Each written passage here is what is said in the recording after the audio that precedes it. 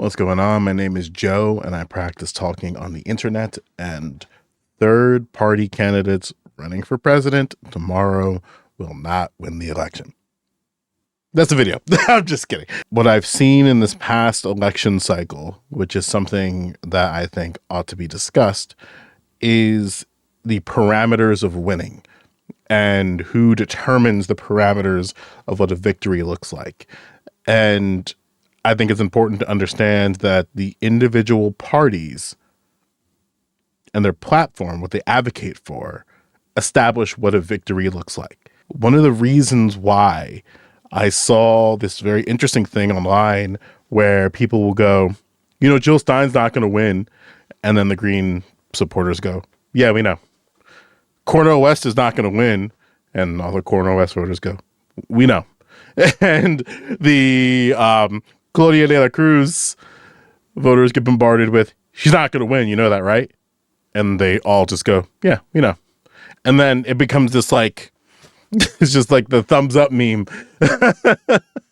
And what does that mean, right? Those individual parties establish what a victory is for their campaign. The uncommitted movement was a disaggregated movement of left-leaning individuals, primarily withholding their vote for Democrats in order to reveal that there is a large coalition of anti-war individuals, in particular with Gaza. The parameters of winning for them was 5%.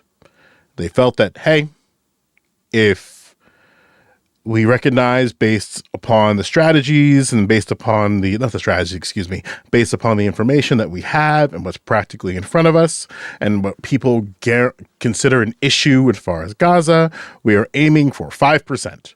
If we are able to articulate 5% of this disagreement, then it shows that there is a large enough coalition of individuals who are against what is going on in Gaza, and we ought to use our vote as leverage to show this dislike within the primary. And guess what? They got anywhere from 9 to 10% based upon your state. I'll show New Jersey here, but they won, right? They were aiming for 5%, and they got anywhere from 9 to 10 or greater, depending on where you were at in the country. That political strategy led to them having delegates go to the Democratic National Convention. That's a victory. That's a clear victory. It's not only a victory in terms of what was laid out, in terms of what I heard them laying it out. It was beyond their expectations. So they went in there with a particular strategy. They advertised and articulated their politic within that particular strategy, and they won within their movement. Now, the challenge is, what that reveals is that there is a large percentage of individuals who are unwilling to vote for the Harris campaign. And at the time it was the Biden campaign, but obviously morphed into the Harris campaign based upon what they're navigating with in Gaza. And then again, when it comes to strategy, people get all mixed up. They'll say that you doing this is just supporting Donald Trump. That's not how that works. Oh, by you doing this, you are undermining the Democrats in the Harris campaign. Exactly what they're doing, actually. So, because at the end of the day, they have a particular strategy that they articulated.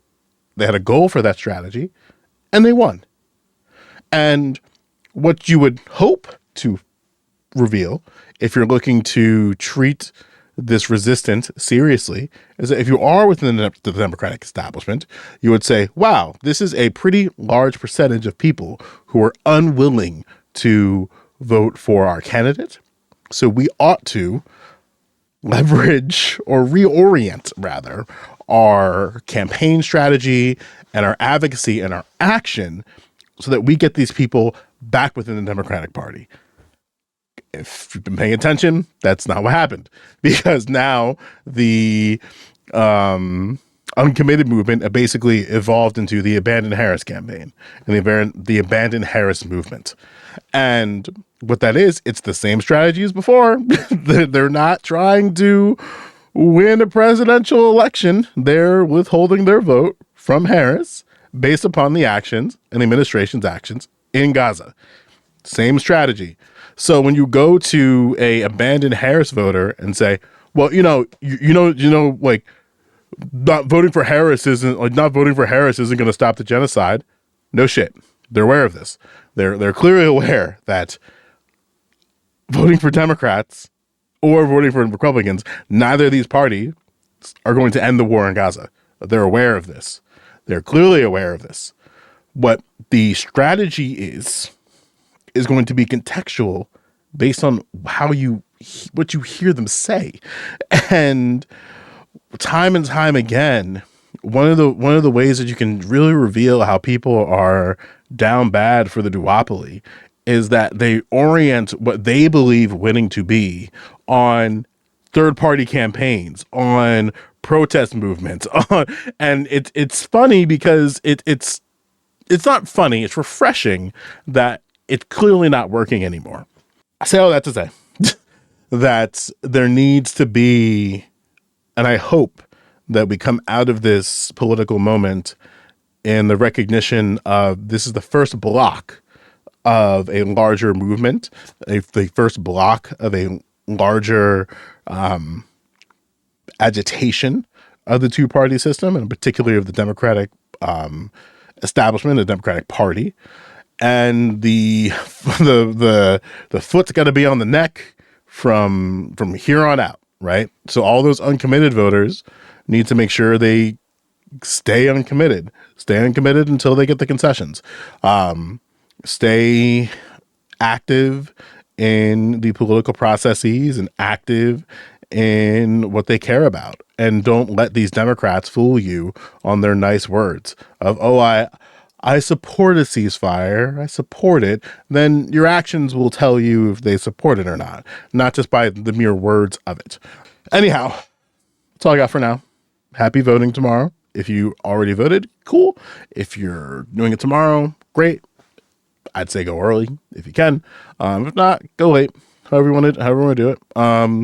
And if you are choosing not to vote for whatever reason, sounds good. I hope you have a great Tuesday. I'm going to turn my apps off insofar as I'm going to be very sparing to the best of my ability when it comes to what I talk about in terms of like news stories and stuff like that over the next week. Because it's going to be interesting. Yeah. That's all I got. I'll see y'all soon. Okay.